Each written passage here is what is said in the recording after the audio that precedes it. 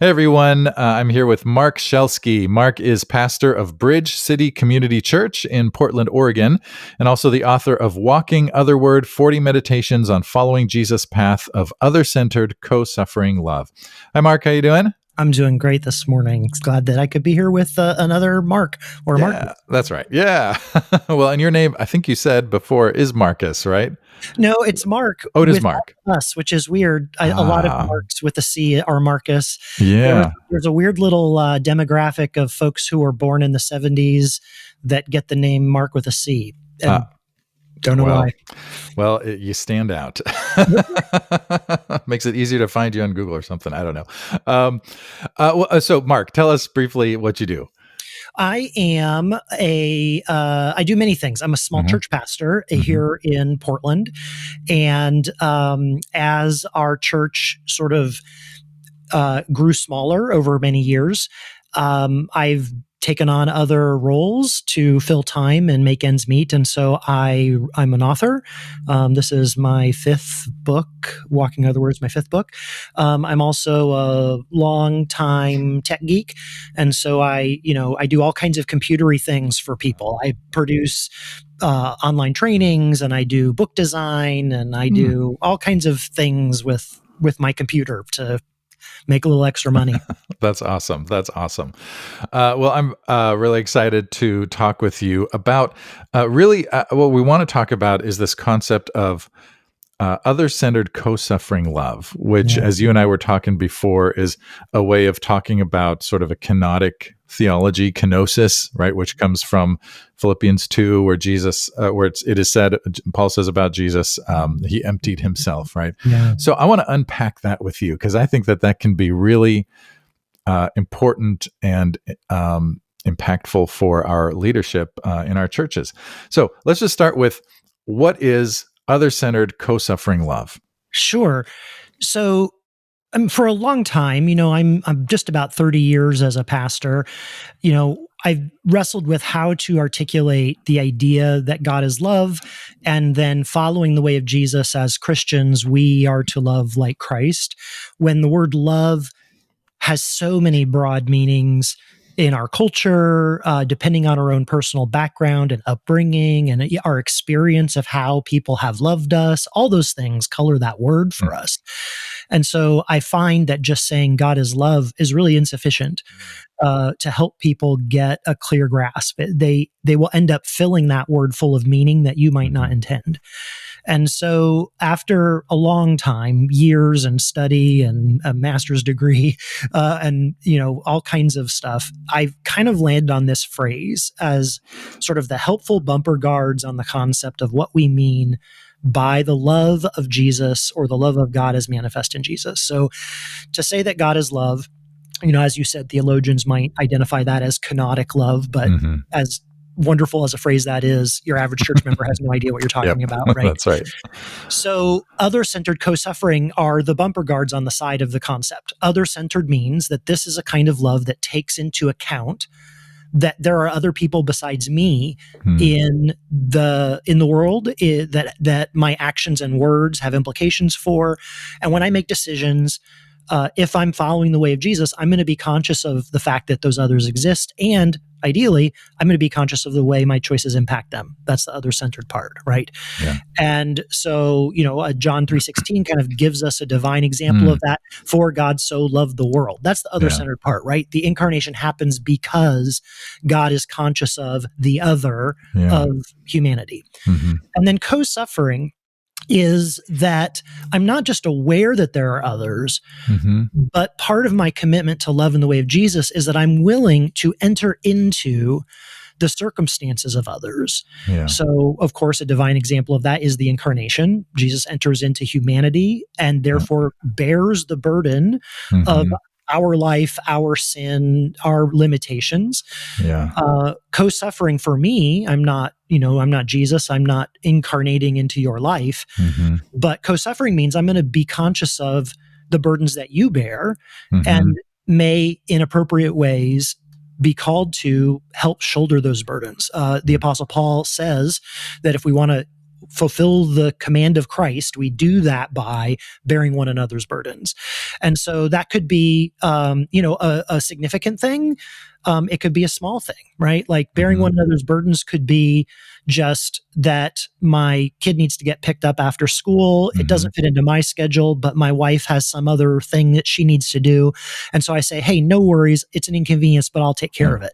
So in a small way, I'm bearing a burden that's part of our family life. Or it could be a larger thing. I have someone in my community that their car has been in an accident. They need that car to get to work. What are they going to do? And I say, well, I can contribute $500 towards that repair. And that is me taking away $500 of options that I could spend that money on. Right. And is a kind, in a way then of bearing that burden of suffering with that person. And of course, you just go up the ladder, to, people like, Schindler hiding Jews and Jesus on the cross, right? So other-centered, I'm not the center of the universe. There are other people. I need to think about them when I make choices. Co-suffering, I'm willing to enter in and bear the burdens. I think both of those come from the example of Jesus' life and teachings. We see them throughout his parables. And I think that passage in Philippians that you referenced, really Paul connects the dots that what we see in Jesus is the nature of God's love towards us. Yeah. And one of the things that you talk about, I think in your book is, and in general, is Jesus's expression of that other-centered, co-suffering love on his way to Jerusalem. And I think that's a fascinating thing to explore. Can you just say a little bit about that? Like, how do we see that in that journey to Jerusalem? Yeah, so the journey to Jerusalem kind of, I think, is language that encompasses the whole final season of the gospel narrative. So we know that the end point in Jerusalem is the crucifixion. And along the way, as Jesus heads toward Jerusalem, he's going to be encountering lots of different people. And we get these really rich episodes like Jesus and Zacchaeus and all different stories on the way. But the beginning of that journey is Jesus choosing to head to a place that he already knows is going to be costly for him, and so that whole journey is kind of illuminated with meaning by that reality. So as he has these different interactions, with the disciples on the road, who is the greatest, or, Peter, saying, well, I really think you shouldn't go to Jerusalem. You're doing great. Let's build this enterprise together. And Jesus saying, get behind me, Satan. You're thinking about human things rather than divine things.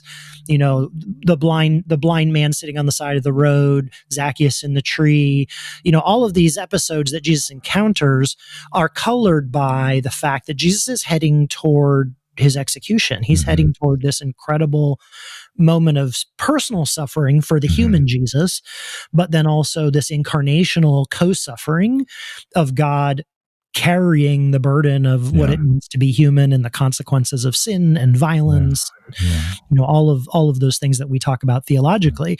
And so all those episodes are sort of colored by that. And that provides kind of the structure of walking otherward, right? That Jesus is walking in a direction that isn't about himself. He's walking in a direction that is about others.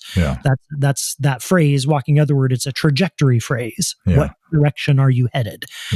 And I think it's very normal and human for us to almost always head in a direction in our lives that's about self-protection, that's about avoiding discomfort, that's about feeling right and strong and okay. And this episode in Jesus' life, or the series of episodes, really paints in clear colors a different way of living. Yeah. I mean, it's so counterintuitive. In fact, last night, we were at a little prayer meeting at church and had some songs, and I don't remember which song it was, but it used the language of frailty. Like it might have been Thy Word, or El Shaddai. Yeah, it was El Shaddai. Amy Grant, the guy who was leading our thing, right? You remember that old song? Yeah, and there's a line about through the frailty of your Son, right? And that God Almighty, that's how God Almighty, El Shaddai, expressed himself and brought the love of this powerful God into the world to transform the world was through frailty, Right. and weakness. And it's so counterintuitive.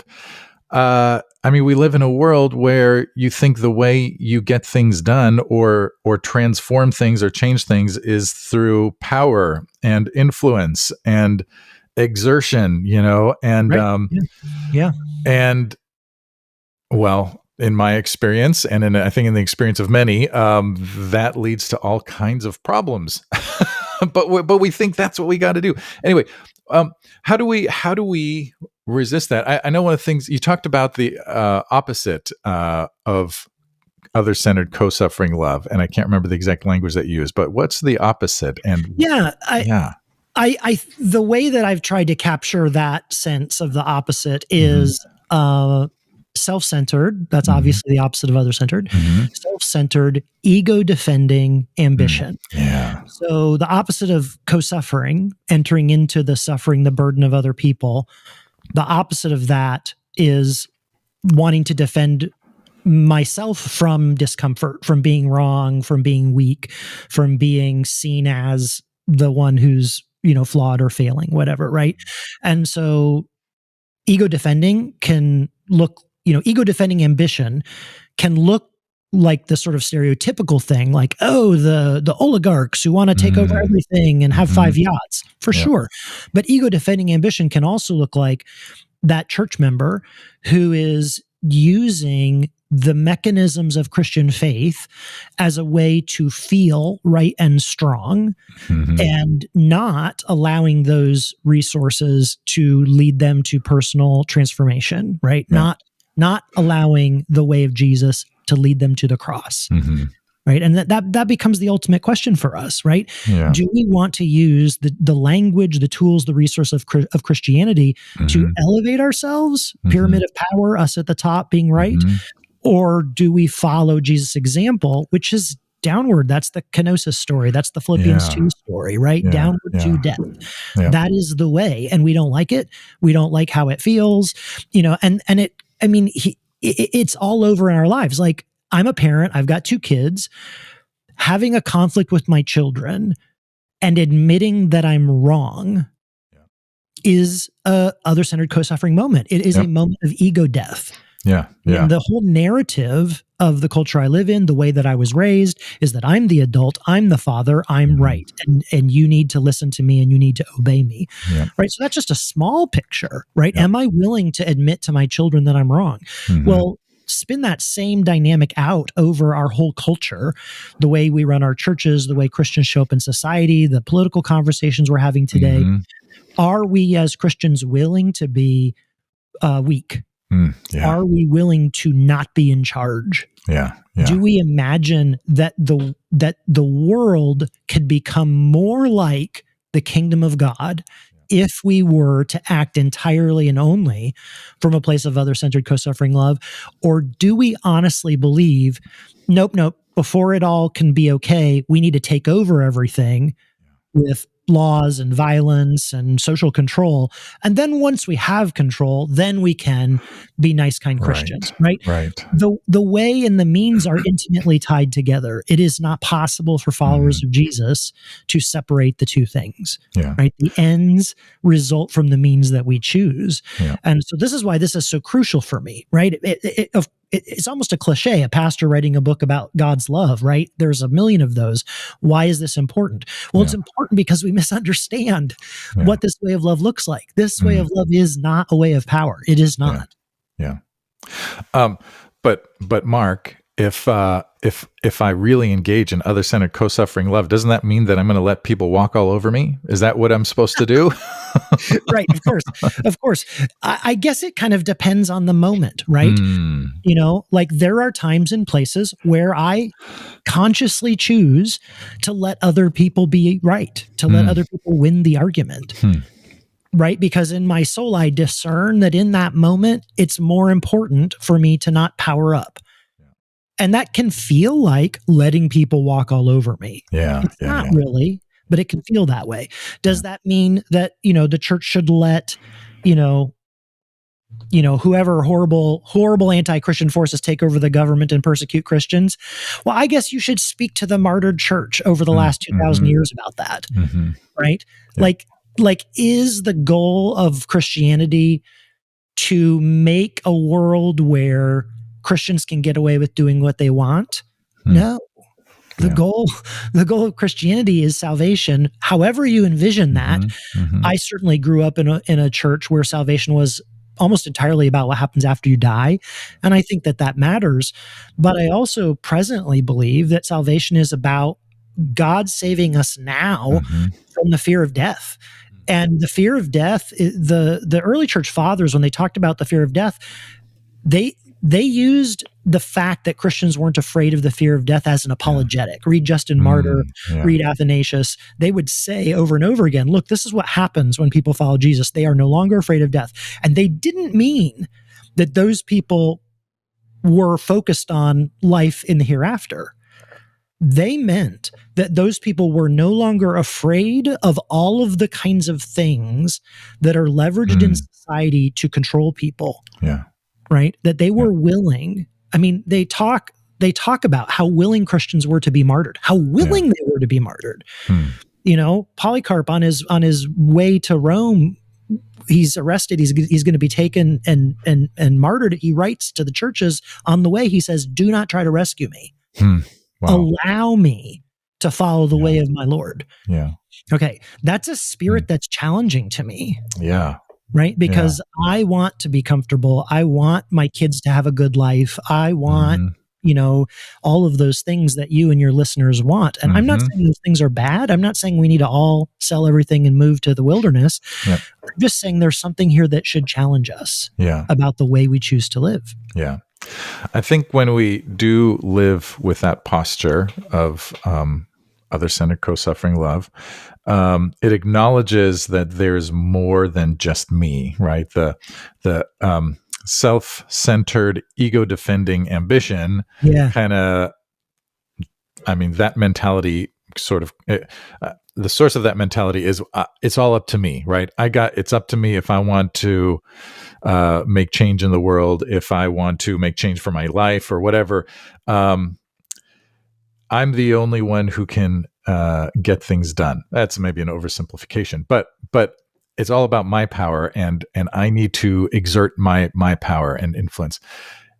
Other-centered, co-suffering love acknowledges that there's more, right? There is another power at work in the world, right? And I was thinking about this yesterday, like, and partly because I was thinking about our conversation and what we're going to talk about. But going to the cross is like it's a loss. He lost the battle. I put that in air quotes, right?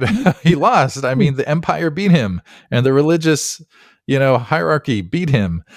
And yet that's what transformed many lives and maybe the world, certainly had a huge impact on the world and on generations, and introduced us to a way of being in the world that is the opposite of, the Roman Empire or any kind of an empire or any kind of power structure.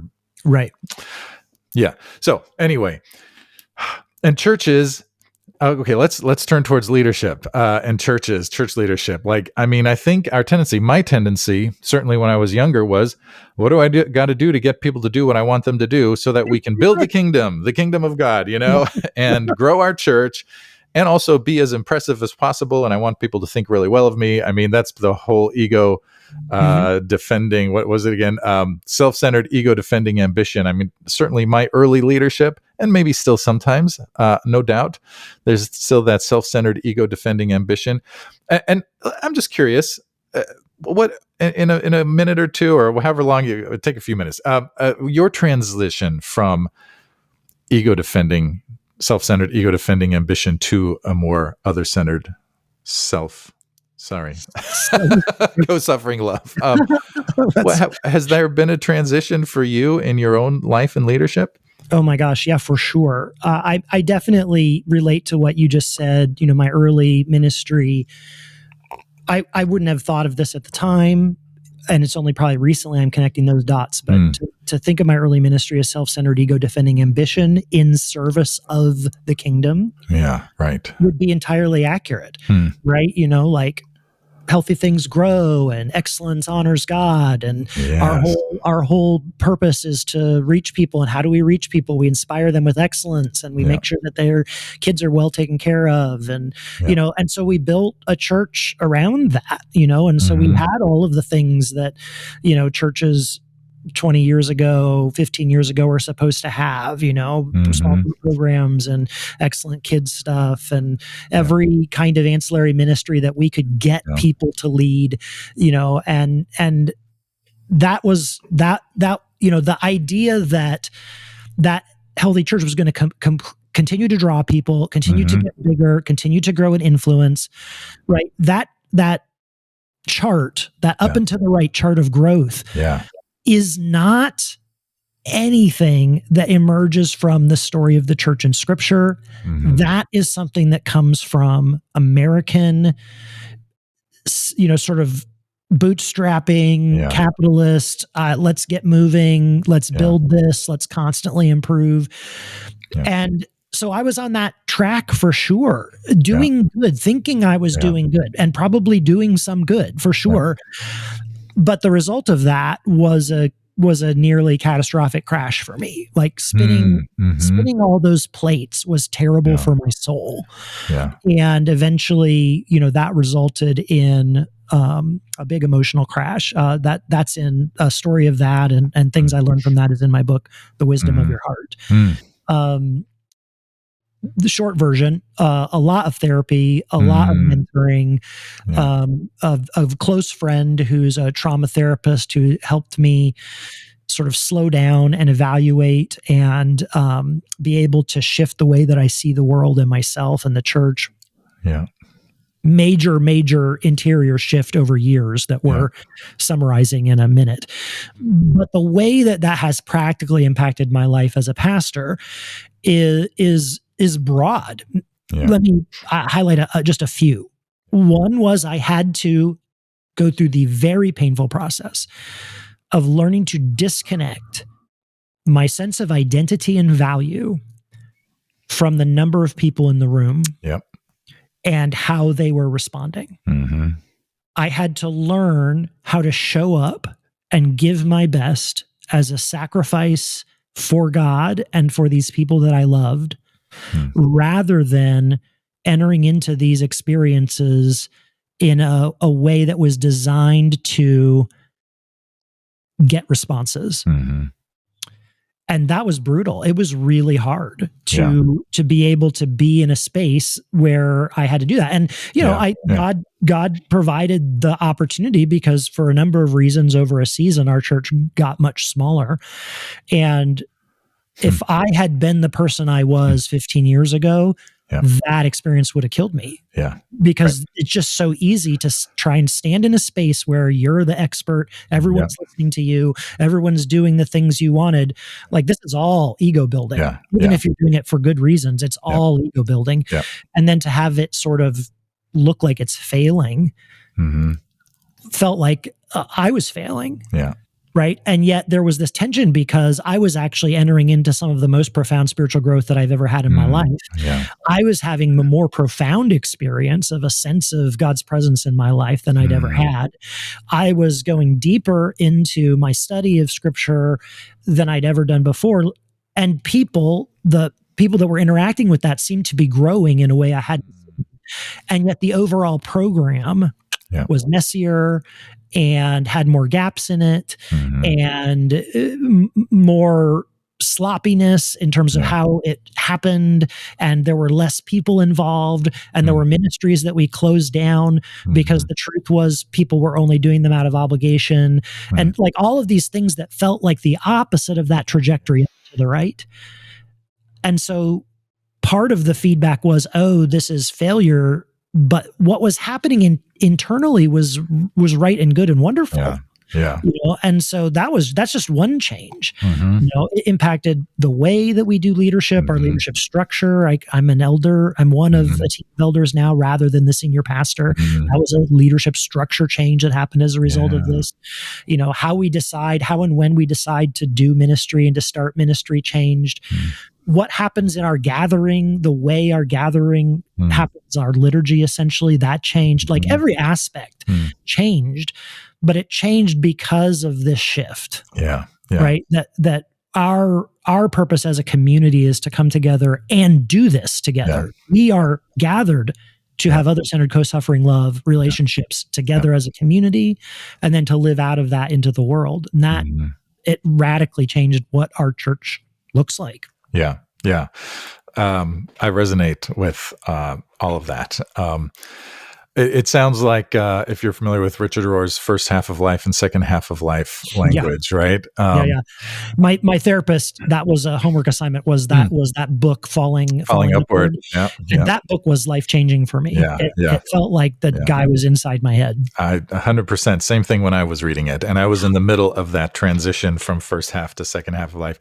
I had the privilege, honor, whatever, joy of getting to actually sit with a group of folks and with Richard Rohr at the Center for Action and Contemplation last October. And I got to ask him, because he talks in that book about necessary suffering. And I got to ask him about, why do we need suffering? And he paused and he said, suffering is the only thing that can break our ego. Something that is very close. And I'm like, that's right. That's what it is. And we need it. It sounds like that's kind of what happened to you through whatever that experience you had. So, right, when we lead from a posture of other-centered, co-suffering love, it changes the way we lead. It changes, I think, the way I think in my experience, what it did for me was it changed how I think about the people that I'm called to lead. They're not, there was, I loved my people before this, but there was a sense in which they were kind of objects that were for the purpose of growing this church so that I would look good. That's the ego. I have to well, I would have said so that we could be effective in reaching people, so that we could look good. Yeah. But of course, I would have said that too. Right? But really, it was for me anyway. Yeah, I wanted to look. Yeah. Thinking about leadership, but then also change leadership, which we talk a lot about here at Church Leadership Institute. Right. One of the things. There are a few aspects to leading change well. One of those is helping people navigate loss, because when there's change, there's loss. And there are different ways of leading through that. One way is just charging ahead and saying, this is what we're going to do. God gave me a vision, and we're going to make this happen. And don't let the bus run you over, to quote someone I once heard. And then there's the other, that's the self-centered, ego-defending kind of leadership. And then change leadership, but healthy change leadership. Talk about how self-centered, other-centered, co-suffering love, that kind of leadership can help people when you're trying to lead change and helping them navigate loss, and maybe even helping in terms of how we respond to resistance that we get from people as well. Yeah. That's such a good question, Marcus. The connection that you made earlier, that change equals loss, I think is something that is really lost on our kind of American productivity oriented culture.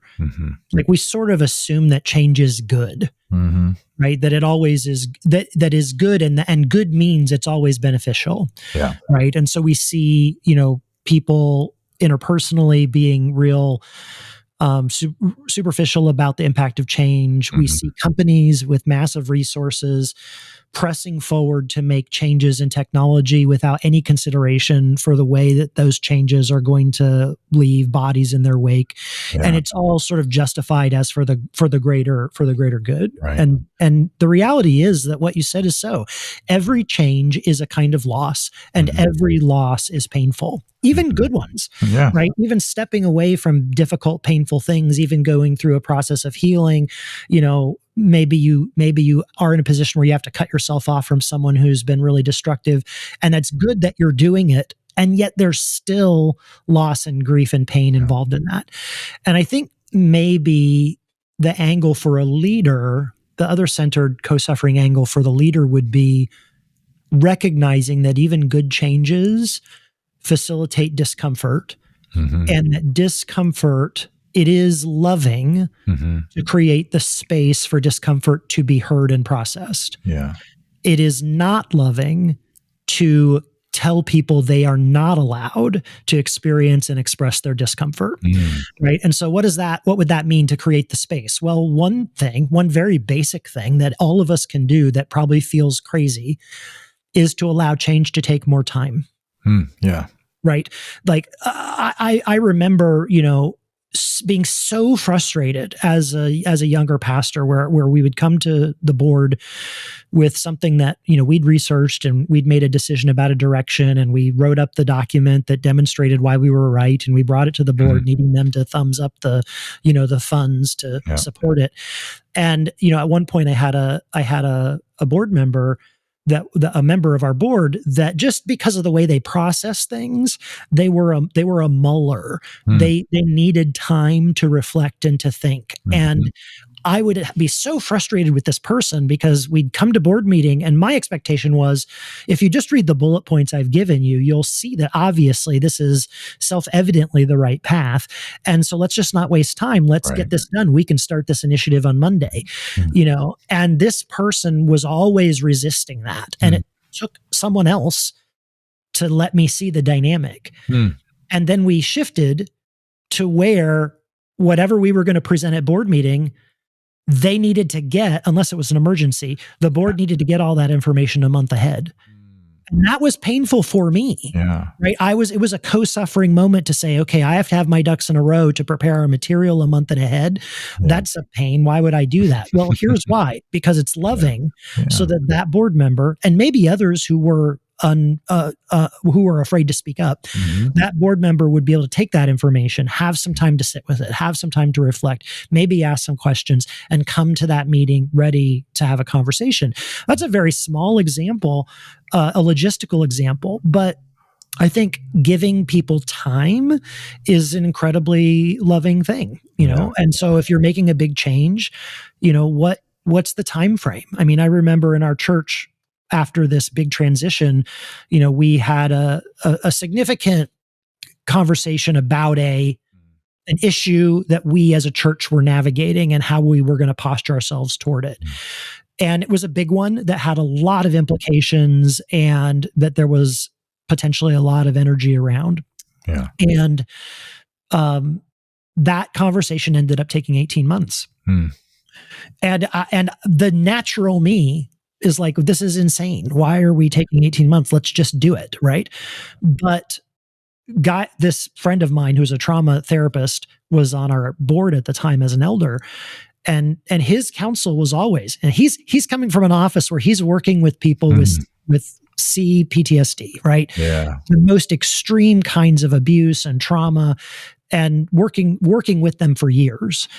And so we'd come to a change like this, and I'd be like, oh, and he would say, is anybody dying from this? Wow. Yeah. Is anybody in a situation where they're going to harm themselves or others? Right. Okay, then this isn't an emergency. Right. And it needs to take the amount of time it needs to take. Yeah. And if we're going to have a united community on the other side of this decision, it's only going to be united because everybody got the time they needed to take. And certainly there's, someone who's a church leader is raising, they're thinking right now of a certain person in their church that's like chronically obstructionist, right? And they're like, well, there's no way if we do that, we'll never get anything done. And of course, I'm not talking about that person.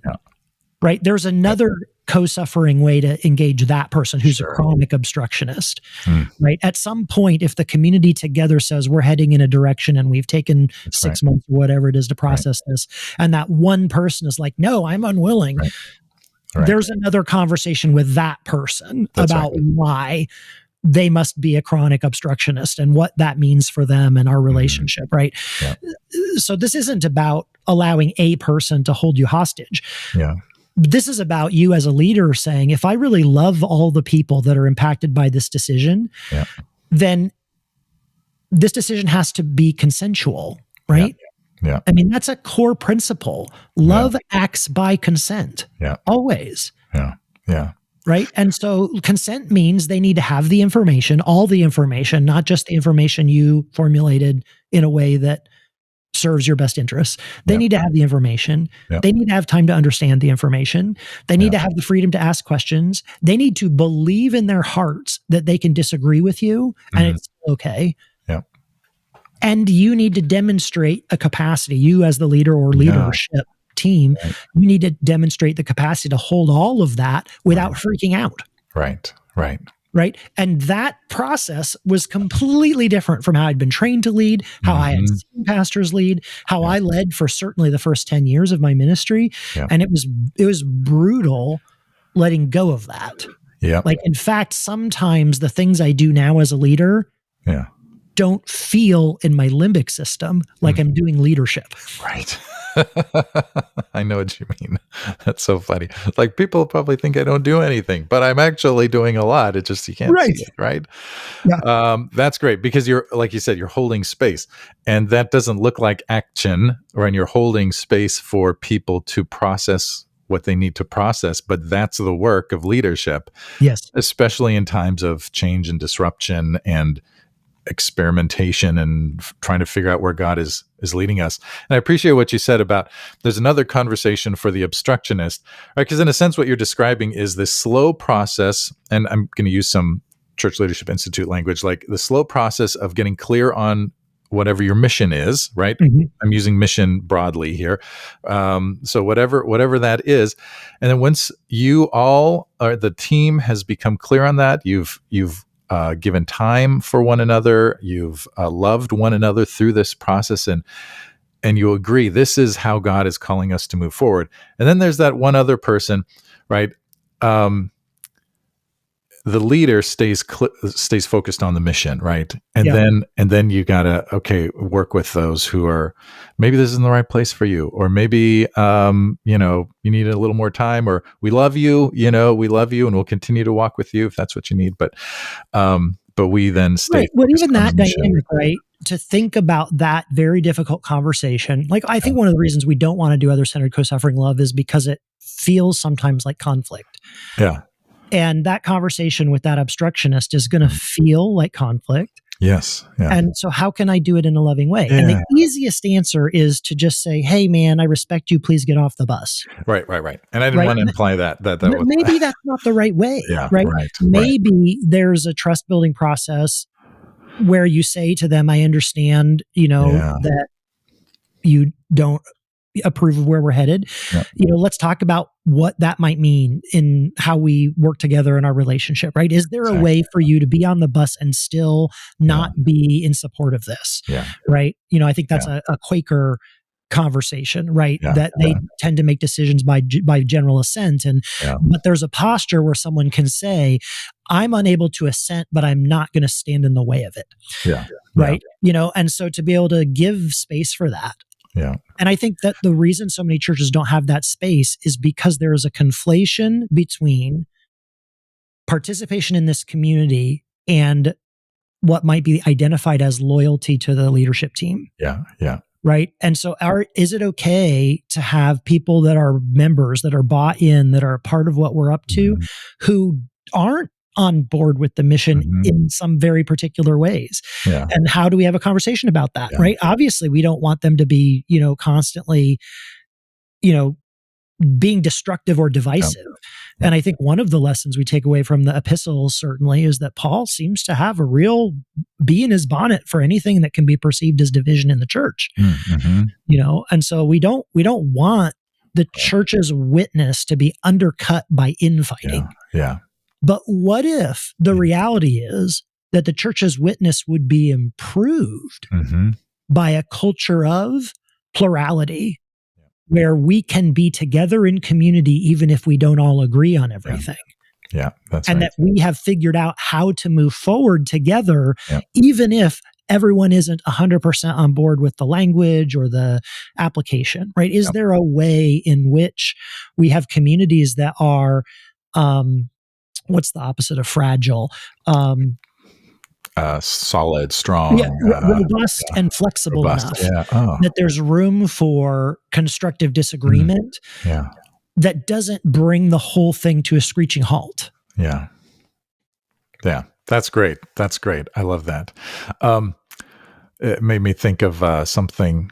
I don't know if Todd Bolsinger coined this. I think he might have been quoting someone, but he says, once you get clear on your mission, disagree and commit, right? That's kind of the team's job, right? You disagree, but you commit to one another and that's a co-suffering, other-centered co-suffering love. When you disagree, but I will commit, right? And that could even be the pastor's role, right? Maybe the team discern something different than what you thought would be the best thing.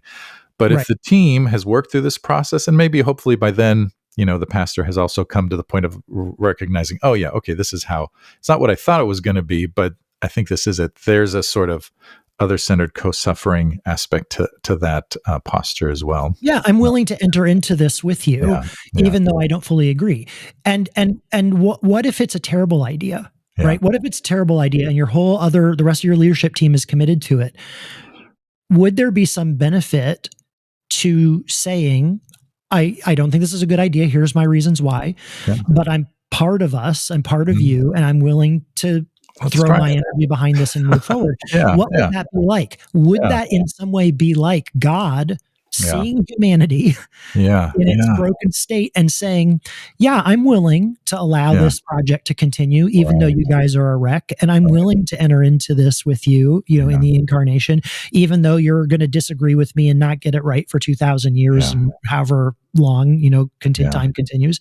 Like it's crazy how open God seems to be to being disagreed with, to being not followed, to being misunderstood, to being perceived as not in power. God seems to be very comfortable with that in a way that church leaders often aren't. Right. Oh man, this is good. And I feel like we could definitely keep going, but I feel like this is enough for all of us to sort of chew on. I love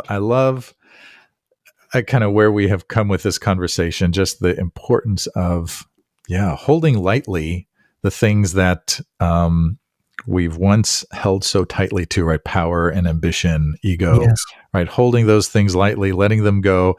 And other-centered. I just love the phrase, other-centered co-suffering love.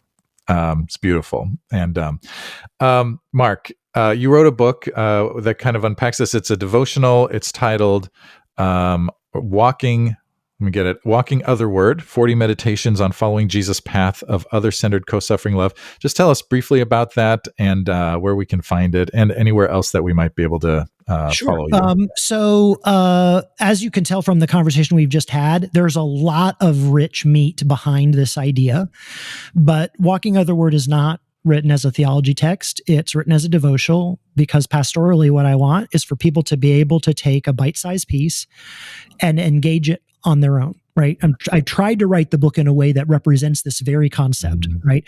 That instead of the book approaching you as an authority and saying, here's the right thing to believe and here's all my citations about why I'm right, the book approaches you with an opportunity and invitation to go through this journey yourself. And it's built around, like any devotional, you have a scriptural passage and a reflection and some, questions to reflect on. So the passages of scripture are all these episodes of Jesus' life on the way to the cross.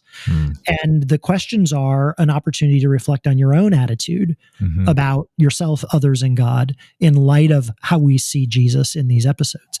And so that book is coming out in February, comes out February 18th. It's available for pre-order right now in all the regular book places. There's some more detail about it at my website, marcallenschelske.com. And then my other books are there as well. Awesome. And I'm on all the social media places, at least the ones that aren't a toxic waste bin of nightmare fuel. And I'm happy to have conversations about any of these topics. It's important to me personally. It's really changed my own ministry. And I feel like in the moment that the church is in right now, we must radically recommit to the way of the gospel, not just the particular language that we use and invite people to agree with. Yeah, I love it. And just so everybody knows, by the time actually this episode gets released, your book will be available, so they can just go right to Amazon and get it as soon as they listen to this. Marc, thanks so much for being here. This is a great conversation, and just really appreciate you and the work that you're doing.